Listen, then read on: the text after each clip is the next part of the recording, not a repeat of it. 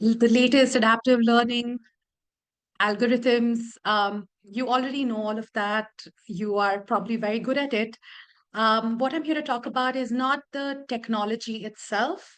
What I'm here to talk about is about the humans who build it, guide it, and rely on it when the world around them is falling apart. When we talk about EdTech or any educational innovation or solution, really, my guiding compass are these four questions. And this session is going to explore the tensions, the contradictions, and the provocations from my experience in answering these four questions throughout my work in the context of different countries, especially those that are experiencing conflict. Who are we building for? Why are we building it? What are we building? And how are we building? Let's start with the first question. Who are we building for? So as of June 2024, there are about 122.6 million people around the world who have been forced to flee their homes. And we are quick to call these people refugees. I know, I'm sure some of you may already know this, but it is important to understand the labels we use and the politics attached to it. Out of these 122.6 million people, there exists different categories. The first is asylum seekers. These are people who have asked for international protection abroad and are waiting for a legal decision. It's the one step before refugees. Uh, However, until their claim is decided, they are not yet recognized as refugees. So they're in this constant state of limbo. As of now, there are 8 million claims globally pending for refugee status. Refugees, which most of you are familiar with, these are people who've crossed an international border because of a well-founded fear of persecution, conflict, or violence, and have been recognized as an official refugee as per the 1951 Refugee Convention. Currently, there are 43.7 million refugees worldwide, excuse the typo. And then comes this category of internally displaced people, or the acronym is called IDPs. These constitute over half of the forcibly displaced populations. These are people who are forced to flee their homes for the same reasons as refugees, but who continue to remain inside their own country's borders. So let's understand who we're building for a little better. Let's look at asylum seekers, right? So in the UK, for example, all children have a statutory right to schooling, but they must wait for a local authority to place them in their national schools. Currently, there are about 133,000 children who are awaiting a decision or to be placed in schools. In contrast, Malaysia has no domestic asylum law, which means that these asylum seekers are treated as undocumented migrants. So, what that means is that public schools are not accessible to them. They do not get to learn in formalized systems. It means that they have no accreditation or exam access. And these things are slowly changing. But the truth is that most of the learning happens in ad hoc community learning centers. So if you notice in UK, within the asylum seeker group, the barrier is bureaucratic delay. So the places exist for learning, but the paperwork is stalling it. In Malaysia, the barrier is structural exclusion. The law itself denies entry. And what this tells us is that EdTech is just the tool. It's never the whole toolbox. I'm sure you've heard this a million times. It also means that digital programs must be designed with organizations lobbying for enrollment rights, exam access, credential recognition. Otherwise, you just digitize exclusion. Designing the platform and the policy hooks together, or we risk digitizing the very inequities that we're trying to solve for. What does this look like in action, right? Having data dashboards that show the learning loss during placement delays in the UK, for example, can become a very useful evidence point in lobbying the local politicians and councils for faster school admissions. Next, let's look at the refugee population that I spoke about. Even within refugee groups, the needs and situations of refugees vary very, very greatly. This is the Kakuma camp. It's the second largest refugee camp in the world. The first is in Bangladesh. So there are about 300,000 refugees. There are three generations of learners. So these are people who are born in the camp, who grow up in the camp, who give birth in the camp. It shifts the conversation from like EdTech for temporary camps to EdTech for a medium-sized Kenyan town where people are living without citizenship. Over here, the challenges are of overcrowded classrooms. For one teacher, there are about 120 students. There's limited transition to Kenyan public schools, though integration is happening very, very slowly. And more importantly, only 12% of secondary age youth actually finish secondary school.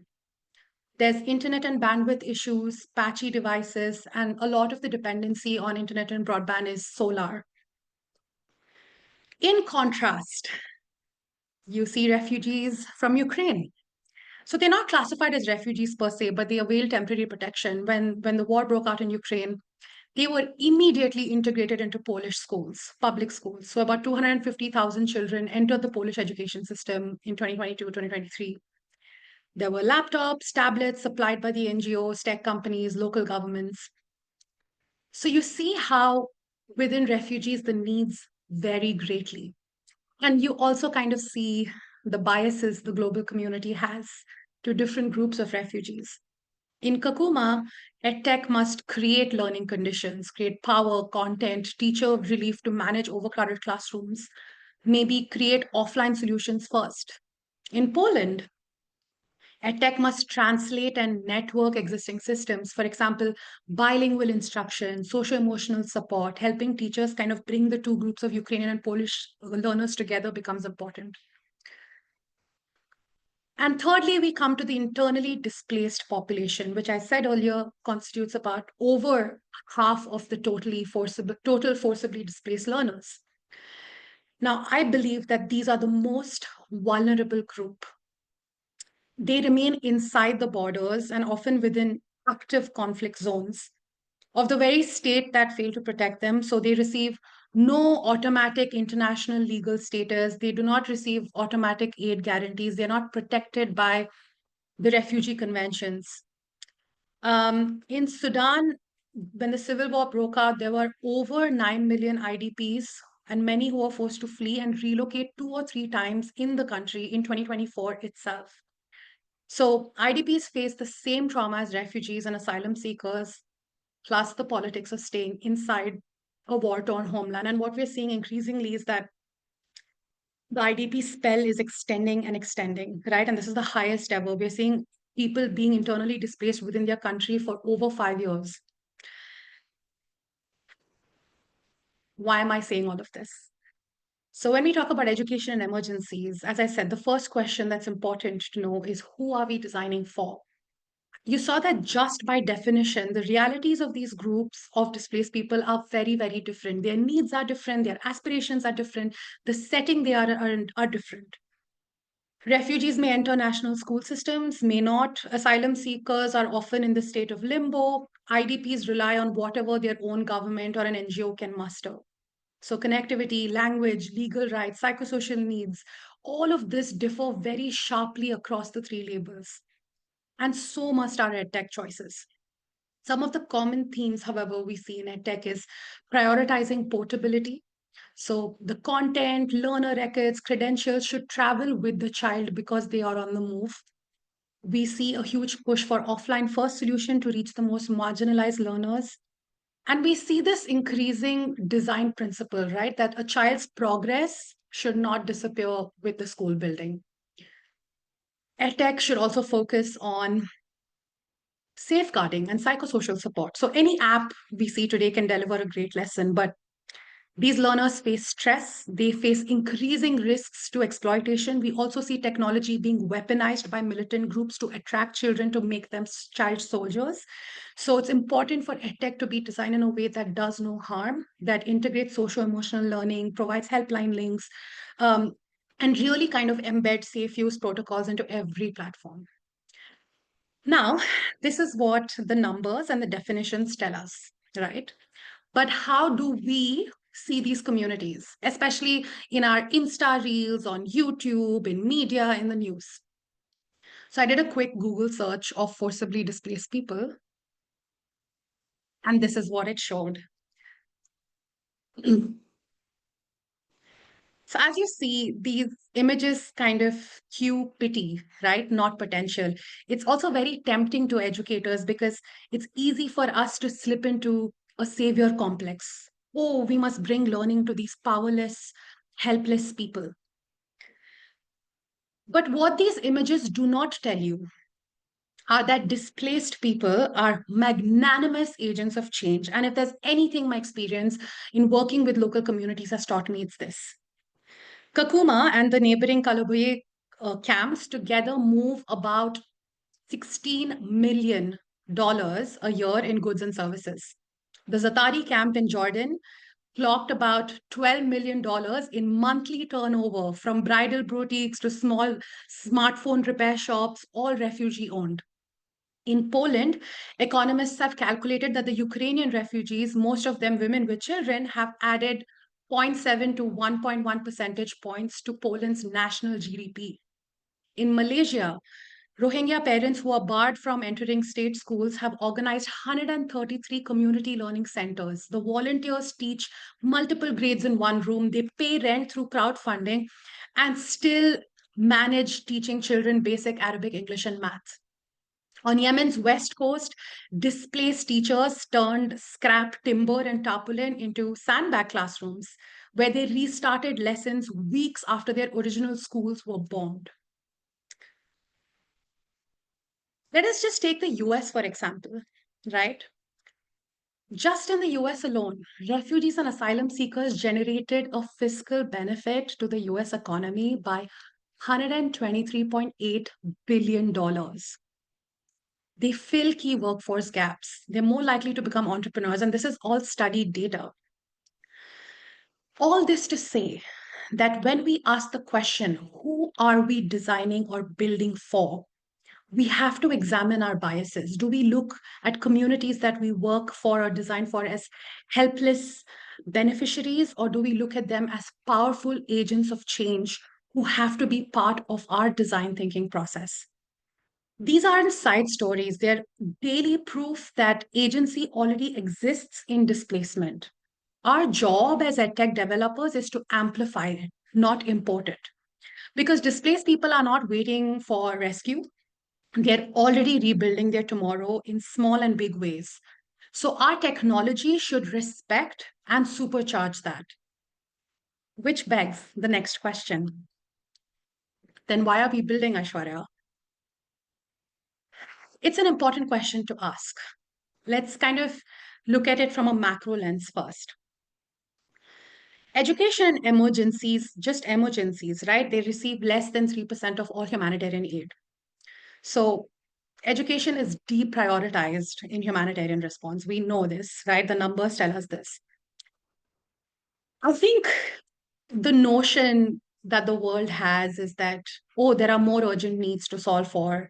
When we talk about education emergencies, there's food, there's shelter, there's water. And I always go back to one of my favorite quotes that my colleague shared with me from a paper. It says that if precious resources, the notion is that if precious resources were diverted to less immediate realities, somehow people would be allowed to die. It often feels like that in the global community, where if you divert funds to education, it's as if you don't care about their basic needs, which is food, shelter, housing. Um, there's increasing evidence of this. There's tons of research papers on this, and there still needs to be more, which talks about how education is life-saving in emergencies. It provides a sense of normalcy, of stability. It builds community resilience. During any crisis, schools and teachers are the primary agents of change. Schools are points of dissemination. They offer shelter and safe spaces for children. They ensure that the long lasting impact of crisis are mediated through play, through learning, through community, through joy. So the macro lens of why are we building is to ensure that we as a global community recognize that education is important in crisis, in emergency setting. And we recognize that when we build EdTech solutions, we ensure that it covers the whole scope of what education means in emergencies. Um, when you ask most EdTech practitioners in education emergencies, and you ask what does your solution do or what does your app do, the first response is learning continuity, right? Um, we say it all the time in the sector. It's for learning continuity. It's to ensure that the children are continuing to learn. And I'm guilty of writing it in proposals and on decks too. Yet, surviving a war is not the same as missing an algebra lesson because the Wi Fi went down. Learning continuity is the floor, it's not the ceiling. EdTech in the sector has also been used for several other things. It's been used for healing. For example, there's an organization called War Child, which has a flagship program called Can't Wait to Learn, where while creating math games, it also offers psychosocial support for children. We see EdTech being used to build learning communities. The International Rescue Committee has this project called Connect to Learn, which is a successful example of how technology helps teacher development in Iraq, where they share lessons, resources. I said before, it's used for securing portable credentials. UNICEF's Learning Passport is a tool which stores transcripts of children on a hub that syncs when connectivity appears, so that no matter where children are, they can have access to continuous learning and their credentials are safe, because oftentimes their documentation, ID card, report cards, degrees, all of that goes missing. We see EdTech that's being built for opening livelihood doors. I'm reminded of an example of an organization called Nata Kalam, which employs refugees to teach and share experiences for high school learners in US and Canada from their active crisis zone. EdTech is also built for data collection, which provokes action. The DRC's Ministry of Education worked with several partners to build this thing called the COBO Toolbox or the TRACE program, where they examine the attacks on education and they use that data for advocacy to map out safe routes, etc. Education technology is also used for remediating, where teachers are teaching in community centers, in tents, but just to kind of strengthen learning or especially to catch up learning when there's been disrupted education for years on end. You have technology that is WhatsApp based or SMS based, where children can almost get revisions done. EdTech is used for reducing life-threatening risks. UNICEF developed a mine awareness virtual reality tool where children literally wear the virtual reality glasses, and it's an education simulation that um, helps them navigate invisible dangers in their region. So kind of recognizing where mines are and how do you avoid them. It's used for protecting teacher well-being. We see Syrian teachers using WhatsApp to ensure that they're checking up on each other, helping each other out. So the macro lens is this, right? EdTech is not just about delivering lessons. It's about working in an underrepresented space that does not receive enough funding, that is often deprioritized, and building these systems around it. And there are many, many more examples of how EdTech is used. But now let's go into the micro lens, which is the lens that you and I operate with. Why are we building EdTech, right? And this is a general question. Forget about emergencies for now. The most common response is technology means empowerment. Technology can solve a lot. And yes, it does, right? This is, even if you're not consciously saying out loud, this is the mindset that we operate with, that technology means modern, technology means a digital economy means it's progress, right? We equate technology with a lot of things. The second most common kind of response is it is common sense. We need this, right? For not just EdTech solutions, but any solution. If you see a problem, often common sense prevails and you see that this is needed. So let's put this to test. And I hope the next case study kind of helps you understand why it's important to examine our own biases as we think about why we're building an EdTech tool. So imagine you are in rural Eastern Ghana. You are a donor-funded engineer who works in health and water systems, and you're sent to a rural village in this part of the region. And you notice that women are trekking 4 to 6 kilometers twice a day just to fetch murky water. So you see them walking a lot, carrying cans of water on their heads and their arms, and trekking all the way back to their village. What's the obvious fix?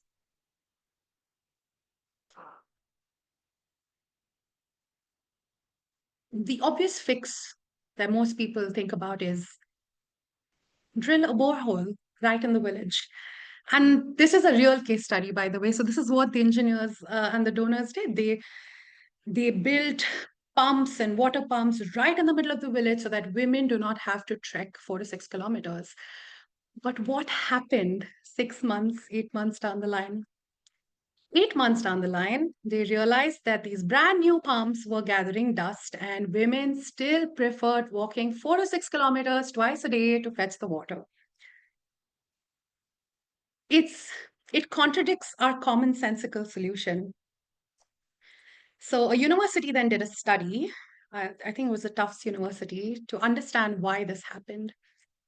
And the sentiment was that the walk is where women share their worries. It is their newsroom, their counseling center, their cooperative. The river route was safer. Women traveled in groups, they kept an eye on toddlers, they exchanged news about market prices and funerals. So the borehole or the water pump, it solved a technical problem from the engineer's eyes, but it kind of amputated a very important social ritual for these women. You might be wondering, why is Aishwarya bringing a water story into an EdTech talk? Because it perfectly punctures two subconscious assumptions we often slip into. One, that technology equals automatic empowerment. Any technology, especially education technology, that ignores the social fabric of a community can disempower them by erasing or replacing spaces where power already circulates. Second, common sense says they need it. Well, common sense, as we've realized to this example, begs the question, common to whom? Common to the outsider measuring distance of the women walking? Or is it common to the insiders who value belonging over walking 4 to 6 kilometers every day? So if we drop tablets and edtech gadgets, which often happens a lot in the sector, if we drop these devices into a camp, but if we bypass the teacher's authority, are we drilling another lonely borehole? If we replace teen and community radio hour with a coding app because we want these girls to be empowered to learn coding, do we cut off the very airtime where the girls share safety trips and build connection with each other? Education technology must amplify agency, dignity, and community, not pave over them. This brings us to the next question. So, what are we building? Say we've identified who we're building for, we've identified why we need to build it very thoughtfully, but then what do we build? An important lesson that we often forget in this technology race and in this edtech world comes from the very name education technology. Education comes first, technology comes second or third or fourth, doesn't matter. I would like to share a few lessons from my work in Ukraine and our team's work in India and so on. So in Poland, we were kind of trying to understand what were the challenges when so many Ukrainian refugees were in the same classroom as Polish students. And a lot of teachers shared that it was very hard to kind of bring these two groups together. They were not talking to each other, they were very isolated. The Ukrainian refugees had very different needs because of stress, being displaced from their home. Polish learners were used to a certain routine, and now suddenly they're seeing so many kids come into their class. It was extremely hard. Their cultures are different, their languages are different, their curriculum was different. It was very tempting to build an app where students sit in front of a screen and start kind of using apps to translate or using apps to contextualize curriculum or have chatbots and all of that. But we realized it doesn't solve the human issue that the teachers were facing, that there was no connection among the students, and there was limited connection between the teacher and the refugee in the Polish classroom. So That's why education came first and technology came second. In this case, it came never. Um, to address this problem, we created a bunch of project-based learning materials, which are completely offline, super hands-on, where a Polish child would be paired with a Ukrainian child, and they do a project together where they learn about each other's countries, build intercultural understanding. And there were a series of these projects where they also they also meet academic outcomes together. So in this case, um, you see that technology could not have done that. And that's why it was not considered. During COVID, there were about 450 million children who were out of school. They had no access to teachers, no schools, um, no gadgets, no Wi-Fi. So when the rest of the world moved to online and distance learning, there were a huge number of children who had no access. So you have two choices, right? One is you can bring technology and gadgets and devices and internet and broadband to these communities, which would have taken a lot of time, a lot of money, a lot of time to also learn how to use these gadgets. And the other option was you work with what you already have. They have communities, they have older siblings, they have small resources in their house. So again, we design hundreds of project-based learning and play-based materials where children learn from the world around them. If they had to learn how to make bar graphs, they would survey the community and learn to convert those data and insights into bar graphs. If they had to learn chemistry, they would observe their parents cook. Um, so, all this to say that always remember education first, technology second. And if there are moments where you feel that technology is not required, you have to be comfortable with that. Don't force technology when a teacher, a whiteboard, and a marker can do the job. There was another case where there was a dire need for psychosocial support, but there were very few mental health experts. Therapy couldn't reach everyone for Ukraine. So we thought about using television as a tool, working with Ukrainian psychiatrists, with the best education content developers, with local organizations. We co-developed a TV series with our partners. And right now it's being aired in Ukrainian TV channels for free, where they're using television as a tool to deliver cognitive behavioral therapy by actually speaking to soldiers on screen. And for kids, there's a lot of like social emotional learning, bringing joy into their everyday. So there are three different series. So here, when we were thinking about scale, we thought TV was a tool. Let's work with that. It was impossible to reach everyone through hands-on learning. Similar with Yum Jadid, a radio program that Education Above All is developing with Lapis to kind of reach learners in Gaza in the midst of a devastating active crisis, where it brings moments of joy for these children while also teaching them social emotional skills to cope with what's happening around them. Radio was chosen as a tool because it was widely available, and it kind of cut through some of the barriers that you see with mobile phones or internet connectivity or blockades from other countries and so on. So you must have noticed in these examples that you design for what resources your communities already have. I'll also like to highlight one of my favorite examples is Rory by Rising Academies, which is a remedial learning platform which uses AI to teach children math. However, the front facing or the learner facing tool is just WhatsApp. So they built it for communities where WhatsApp was super prevalent, but they didn't have bandwidth to roll out a whole new app, and children have to learn how to use that app. So they used what children are already using. And with the backend, while the backend is super sophisticated, they're using AI models to kind of guide the child for learning math. The front end is super simple. It's exactly what the students have already used. They don't need to be trained on using it. So as tech developers, you meet learners and communities at where they are, not at where you want them to be.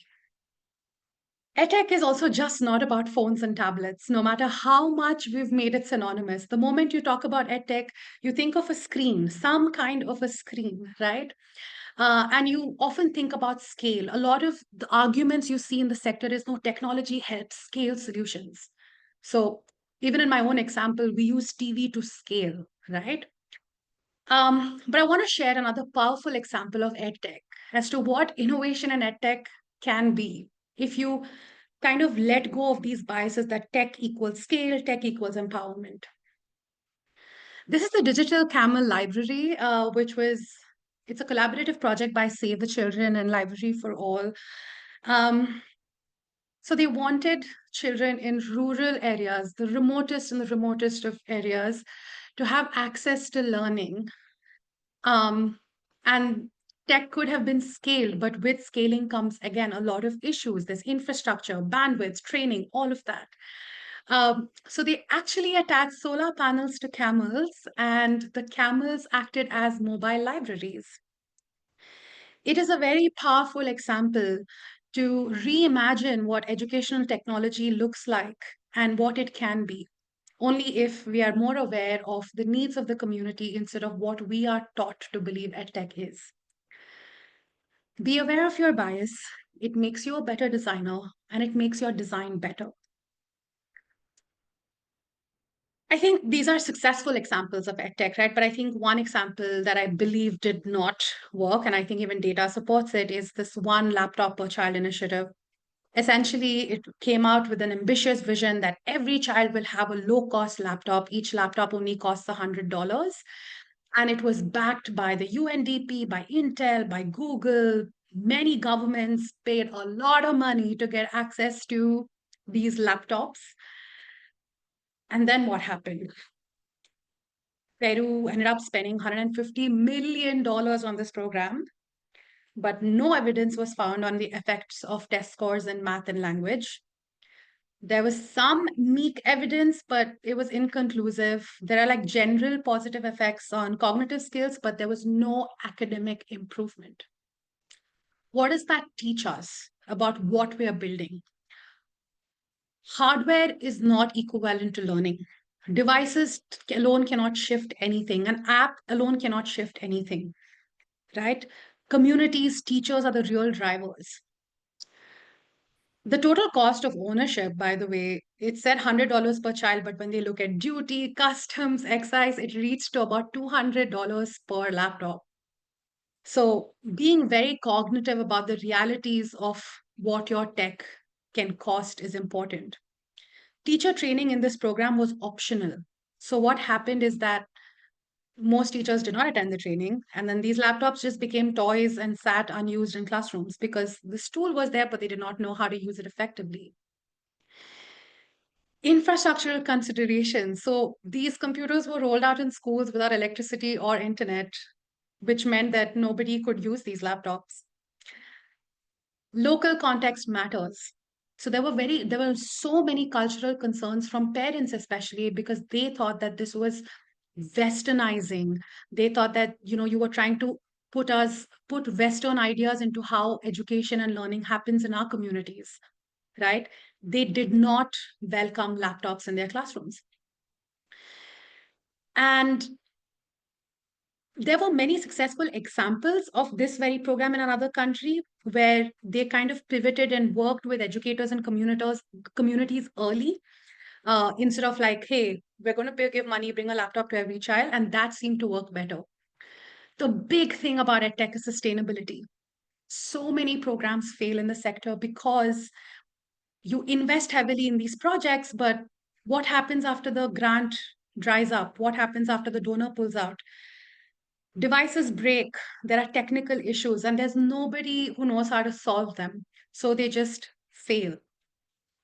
And of course, evidence before scale, like pilot first, see what works instead of rolling out things and unintentionally causing harm to children and communities. First rule of any educational intervention is do no harm. Government ownership keeps projects alive, right? So when you're thinking about scale, when I say community, it's not just about the people and the parents and the teachers, it also involves the national community, which is your governments. So when we talk about the question, what are we building? I hope these were lessons that kind of helped you understand that even if you know who you're building for or why you're building, the what without these considerations will not prove to be effective. And that brings me to my final question. which is very close to my heart and which I am still trying to navigate as an educator in this sector, um, is how are we building? Not just building edtech platforms, but how are we building any educational solution? Um, this section will have more questions for you than answers because, as I said, it's something that I'm thinking about deeply, something that we're exploring as a community together. Um, and I think I would love to hear your responses or reflections on this. Um, these are considerations, right? When you talk about how are we building, because I'm sure the technical tools and expertise you already know, you already have it. Think about power. We celebrate when devices reach camps, but who decides what's on them? EdTech tools are shaped by what governments allow, what donors prioritize, and what languages dominate, and more. So, who's making these decisions on design? Every digital tool arrives with an invisible editor. There are curriculum filters, licensing role, donor dashboards. All of this shape what can and cannot appear on a learner's screen. So keep asking who gets to choose the content, whose voices are still missing. Um, what does the digital infrastructure include social capital, which means that does it consider teachers who bring a wealth of information and learning in your edtech, right? So simply just surfacing these questions in your meetings often shifts decisions about language options, local authorship, open licensing, who gets to steer design in your work, and so on and so forth. Think about agency. EdTech tools, as I said, are shaped by what governments allow and what donors prioritize. And sorry, I just mentioned that, think about who's really making these decisions and whose voice is missing. But I also want to emphasize here that a device is never the center of the universe, right? It is relationships. Even in a classroom, if you think about your favorite teacher, you don't really know what curriculum they taught or how their lesson plans were structured. It's you think about what your relationship with that teacher was. So even the most elegant software depends on a caring adult or a peer network to turn screens into growth. So does your edtech think about relationships and not just technology? Think about data. This is really important because if you see most edtech metrics, you think about completion and usage rates, which are easy. Tracking clicks and completions are easy, but tracking a child's sense of safety or a child's sense of feeling seen or heard is much harder. Learners, especially in crisis, remember whether the space felt safe, whether someone noticed that they withdrew, whether creativity found room to breathe. Building with this consideration in mind means holding space for and investing in edtech measurement tools that capture these qualitative signals. Can you embed mood check ins? Can you embed voice notes, artwork alongside your quantitative metrics? Right? How do we turn data collection from surveillance into care? Think about agenda. If you look at our SDGs today, there's a huge focus on digital, right? Digital devices, digital learning, digital literacy. There's so much focus on that. And we are often made to feel like the SDGs are the gold standard and the North Star for every country, for the world to move to a better place. But you are allowed to question and critique the SDGs. A learner might just simply want skills that feed goats or repair phones or write poetry in their mother tongue. In this whole rat race to meet your sustainable development goal metrics, are you really listening to the displaced learners or are you prescribing them what their future should look like and how to work towards that future? Listening is not a courtesy step. It goes back to the question of why are we building? It's the difference between a living edtech tool and a forgotten gadget. Think about action. This is a very famous quote: good ideas die at implementation. Just going back to the one laptop per child example. So in Uruguay, um, about 27 to 28% of all the 400,000 laptops were dead within 2 years because of lack of spares and IT support, right? This goes back to the point of talking about sustainability beyond the grant. Something that I see a lot of organizations do is inviting an external break it review map where other people try and break their implementation model. And it seems to be working well. So durability and sustainability is rarely about technology, right? It's about the relationships, the policies, and the finances that keep the lights on after the photo op is done. So having said that, I think it's also important to look at your own biases, which I've said repeatedly in this talk, where how do we pivot from delivering projects to beneficiaries to enabling communities to really lead and sustain the EdTech project, right? How do we ensure that their resilience is amplified? They already come with a lot of resilience and belief. I've often been thinking about this where, learning is a right. It's a universal right. Every child has a right to learn, but learning is something that children do every day. But for some, learning is a luxury. And for some, learning is impossible. And education technology must honor all of these different use cases and contexts of learning. But we've come to a point where edtech is the conversation that kind of dominates the discourse is bandwidth and technology and learning outcomes and metrics and measurements. Edtech at Warzones isn't about bandwidth of technology. It's about the bandwidth of care. How does your tech enable care? So the question is not what we can deliver. I'm sure if I provide any product roadmap or any idea, you'll be able to execute it within a few minutes. But I think the question is who gets to decide what matters and how? The question is, are you asking yourself these four questions? Who are you building for? Why are you building it? What are you building? And how are you building? I hope these provocations kind of encourage you to build with an awareness of the power systems that are entrenched within EdTech, a respect for human agency and dignity, um, a curiosity to understand people who are behind the screen, which is you, and in front of the screen, which is the learner and the teacher and the government or whoever it is. And I hope it definitely encourages you to think about the long view of what it takes for EdTech to last. Um, and for my 45 minutes are up. I'm so impressed that I'm on time. But opening the floor for a lot of questions, reflections, ideas, and whatever you have to take away from this talk.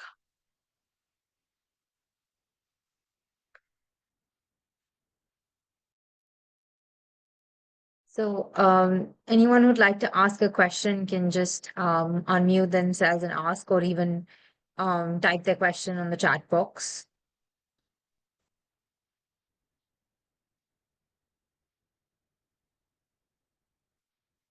Yes, actually, you can go ahead. Sure. Thank you, Aishwarya, for an impactful talk. Really inspiring to hear from you. So, your sentence of how we turn data collection from surveillance to care uh, moved me because I am also working in data collection and impact. So, would you like to share some examples of how your organization is going about it, or how some projects have done this for um, projects in education in emergencies and have measured the impact? So that's a question that everyone in the world is trying to ask, but I'll attempt to share some ideas. I think some things that a lot of organizations are doing, including us, is looking at other metrics beyond learning outcomes in the design of the solution, right? Um, for example, earlier, everyone used to have training metrics, the number of teachers trained, the number of hours trained, right? Now the conversation is how do we call it capacity exchange? You're not building capacity of people on the ground, you are exchanging capacity. You're learning from them as much as they're learning from you. So now that's a change in the metric that they're looking at when they talk about solutions. The second is there are actual metrics as to what extent communities have been part of the design process of your solution. So including EdTech, that's an important metric, because when you say care, it means that the needs of the communities are being paid attention to. And how do you do that? You do that by involving them from the get-go. So having metrics that kind of measures how decisions were made with the communities on every aspect of that EdTech innovation becomes super critical. There are also a lot of discussions going on about, when you collect data and evidence from especially tech platforms, what are the protocols and boundaries you should not cross? For example, in collecting the name and age and where are you calling from for any other context should be fine, right, of a student. But when you're doing that in a crisis setting, you are putting that child at risk, because if the wrong person gets access to that data, they immediately know where to find you. So a lot of international protocols have been set on how do you collect data authentically but safely without doing harm to the communities that you're serving. I think another way to also look at data collection is we see a lot of assessment of learning, right? We do assessments and assessments and assessments, but you don't see assessments for learning, right? How are you using this data to improve, to pivot, to restructure? And honestly, this takes a lot of money and time and effort. It's just easier for organizations to come, do their work, force fit great data, and say, oh my God, we have a brilliant project. But I think this whole assessment for learning, talking about failures, talking about what needs to change, I think becomes a very important part of the conversation as we think about how do we ensure that data monitoring and collection moves from surveillance to care. Hope I've answered some parts of your question. Sure, thank you.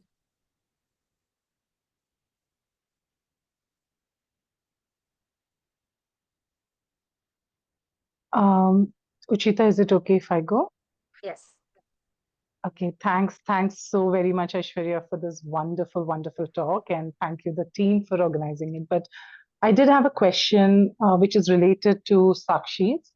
With specific to your TV, the Ukraine series that you have looked at, where you scaled using television series, if we say that we want data points for care and agency of the local community to be reflected in our development, but there's also, on the other hand, organizations like the UNICEF, which will also want some kind of standardization.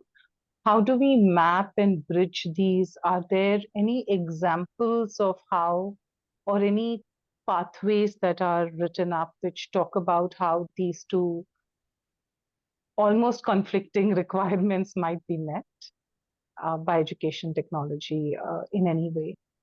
Not necessarily technology, but in any pathway, yeah.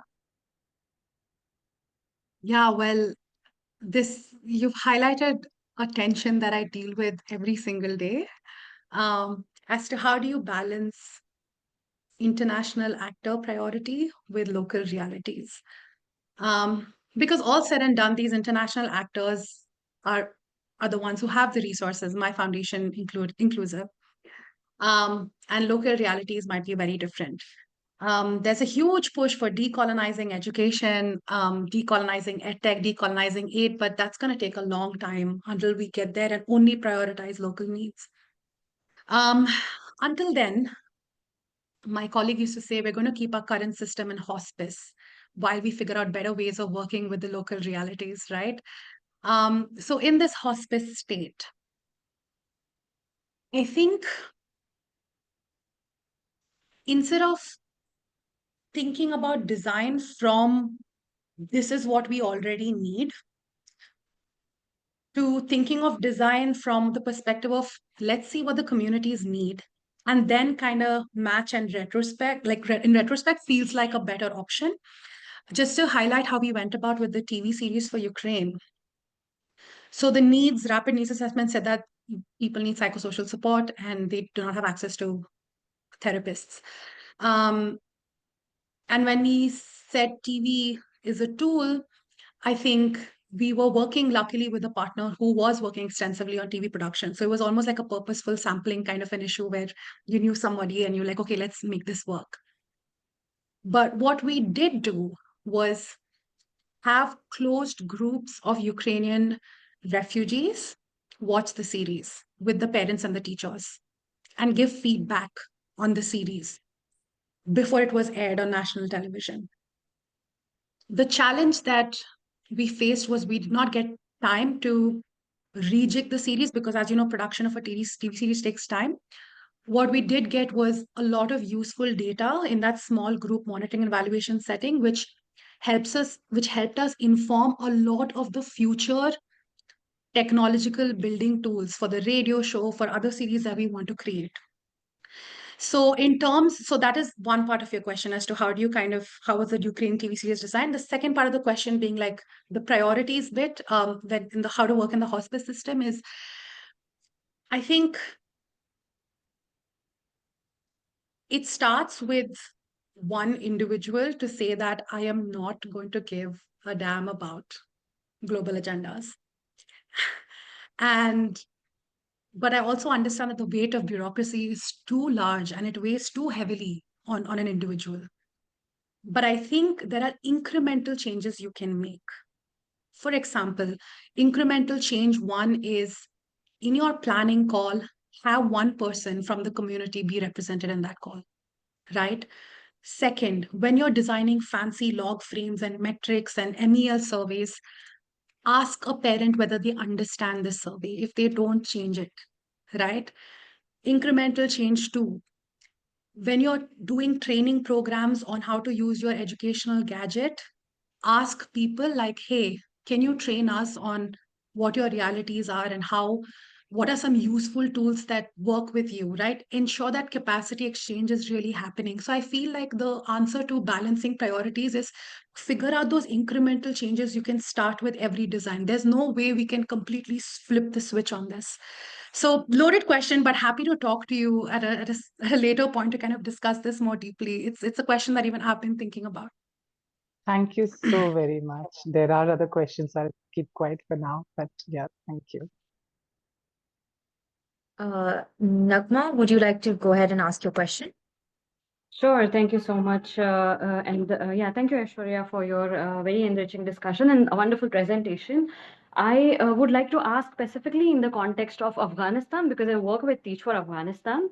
And so over there, like where the resources are scarce, some of our fellows take 6 hours to travel to the school every day, like going 3 hours and coming back 3 hours, and also the local language. So when we talking about EdTech, so we can think of the gadgets and English language. So if we have to, take it to such emergency context like Afghanistan, so how we can adapt?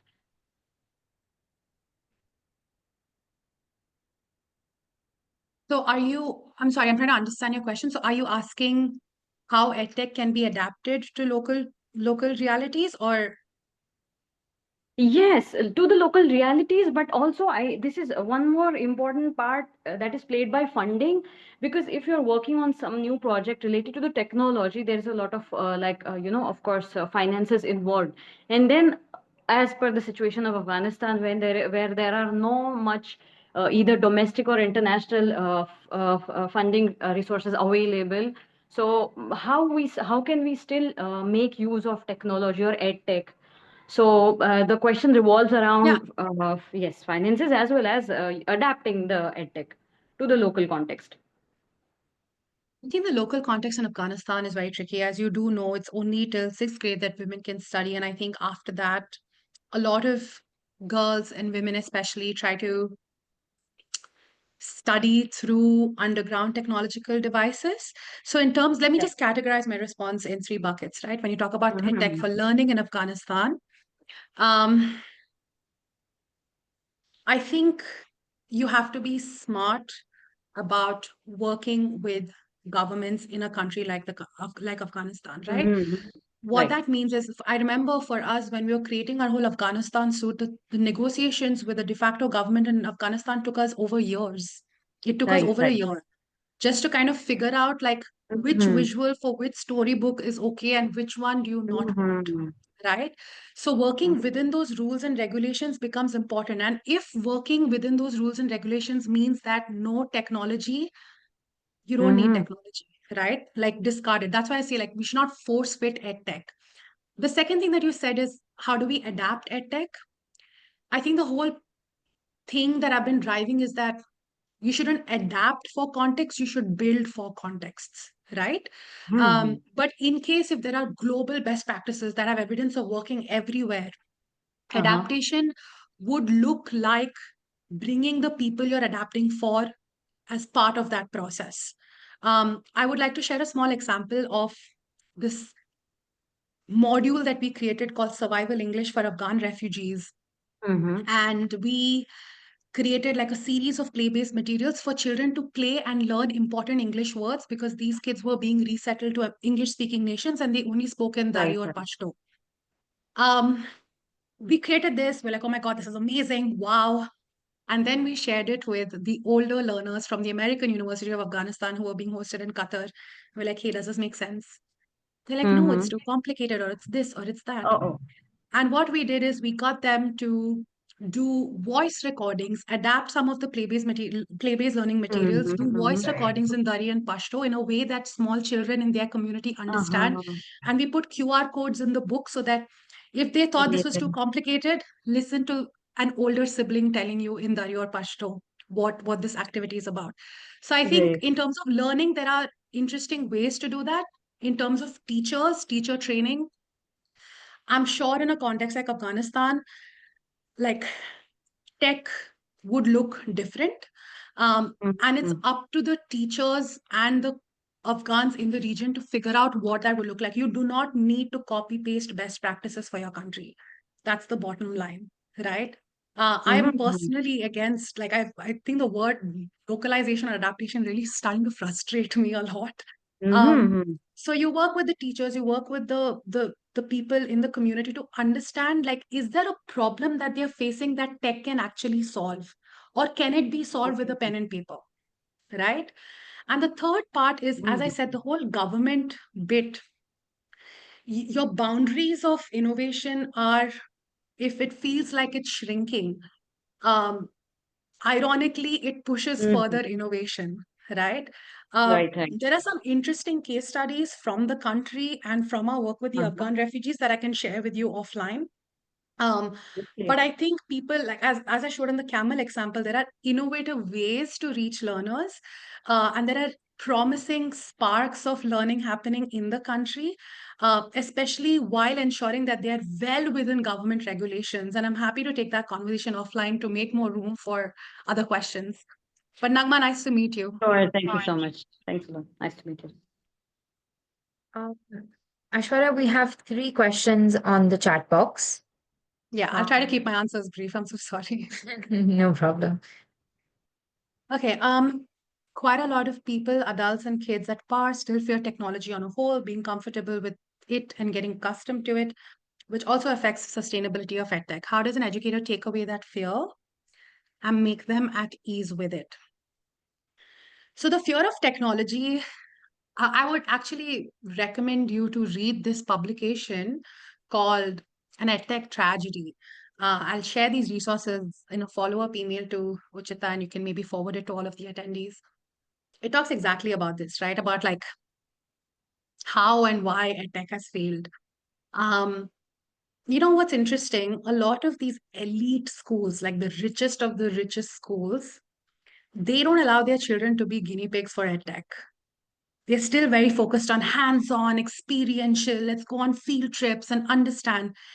It's often the schools that are under-resourced and that are from marginalized populations that all edtech companies want to test and pilot their innovations in, right? So the fear is completely justified. You see a lot of parent association and teacher association saying that, listen, our children are not guinea pigs. Stop, like we are not pilot beneficiaries. This is about their learning. This is their learning at stake. So I think first layer to that answer is going to be really look at the moral and ethical implications of your edtech solutions by enrolling all of your parents and teachers and other community members. The second is when you talk about fear of technology from like a I don't know how to use ChatGPT standpoint, I think it can be scaffolded, right? How you introduce technology to a child, it can be scaffolded. Anything that we are doing in the technological realm, there is a use case for it in the real world. For example, if I need to use social media and if I want to talk about how disinformation is spread on social media, I can tell the kids that, hey, by the way, have you heard rumors about yourself? And how does that work? And what are the principles? And kind of like use your real experiences as a way to introduce and ease in concepts of technology to kids. When you talk about machine learning, also recommend, I know this is familiar with the Day of AI curriculum, also recommend you to go through the Day of AI curriculum by MIT to see how technology is introduced to children without an element of feeling overwhelming thoughts about, oh, this is too much. And at the same time, ensuring that kids are very gently and teachers are very gently eased into the world of AI. So I think that there are very smart ways to do that. And we should not look at technology as a big shiny object and figure out how it works in the context of a larger community. Um, if conflict settings, how do you ensure that EdTech solutions are not only accessible and safe, but emotionally supportive to learners who have experienced trauma? Do no harm, core principle of any, not just EdTech, any educational solution. Um, there are so many answers to this, but I would say just the three things that come to my mind is one, data collection and monitoring is super critical in conflict settings. You cannot just collect any data or share any data without following protocol because it puts children at risk. We had a project on make your own ID cards for children in conflict settings, and we thought it was such an innocent project, right? If children make ID cards, so in case they're lost, they have their ID card. And immediately teachers said that, hey, they can't use names. If their ID card gets lost, anybody can access it, find their information, and use it for bad.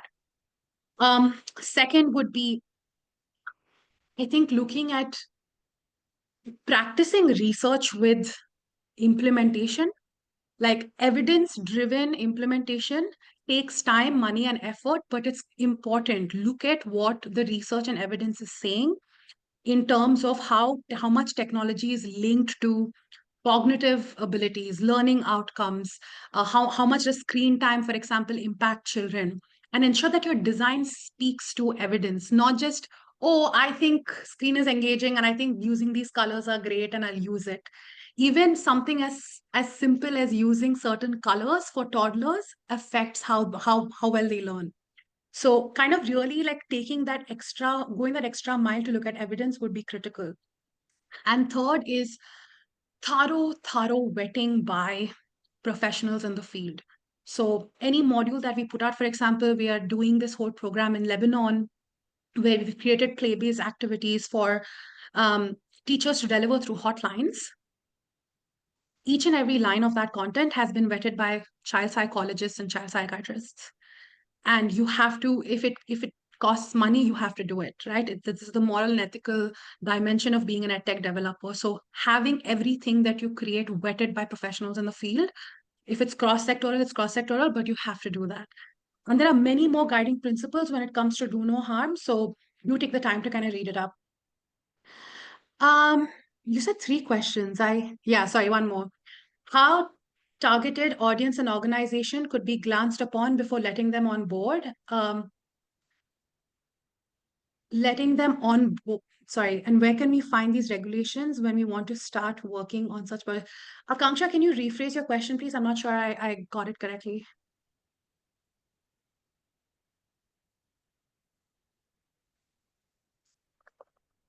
Maybe you could just unmute and ask the question.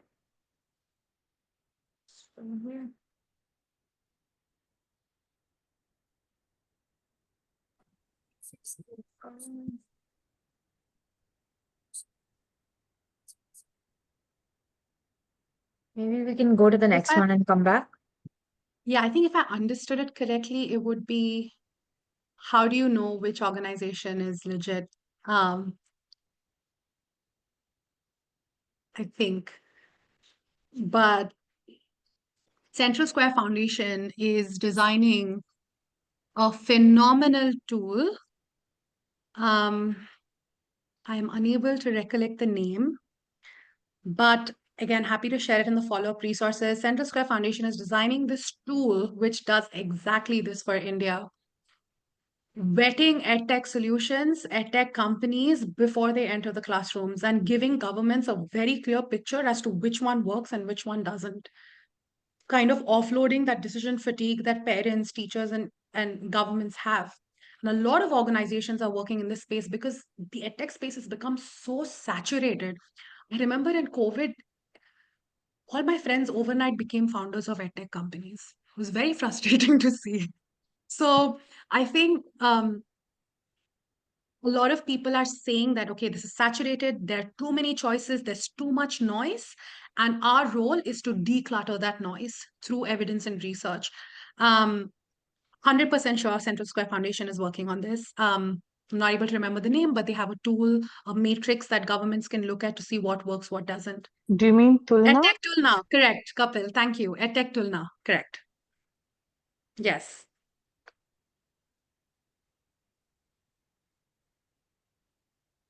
It was developed with IIT, you're right. Great. I'm just dropping my email. Should you have more questions, or if you would like to take the conversation forward, you can also message me on LinkedIn. Okay, so I think in the interest of time, we're going to have to call an end to this session. But thank you so much, Aishwarya. I think I can speak for all of us when I say it's been an extremely interesting session, and all of us have taken a lot to think. I'm sure we'll be calling you back again to this platform as well as to our classes. So thank you so much. And despite all the hiccups, we've still managed to have the session today, which is great. Thank you. It's an honor, and I look forward to learning from all of you as well. So please feel free to reach out to me via email so that we can keep the conversation going. Thank you so much. Thank you. For the others, we do usually host bi-monthly, seminars twice a month. You can follow the CET LinkedIn account to know when we're having our next EdTech talk, and I hope to see some of you there. Thank you.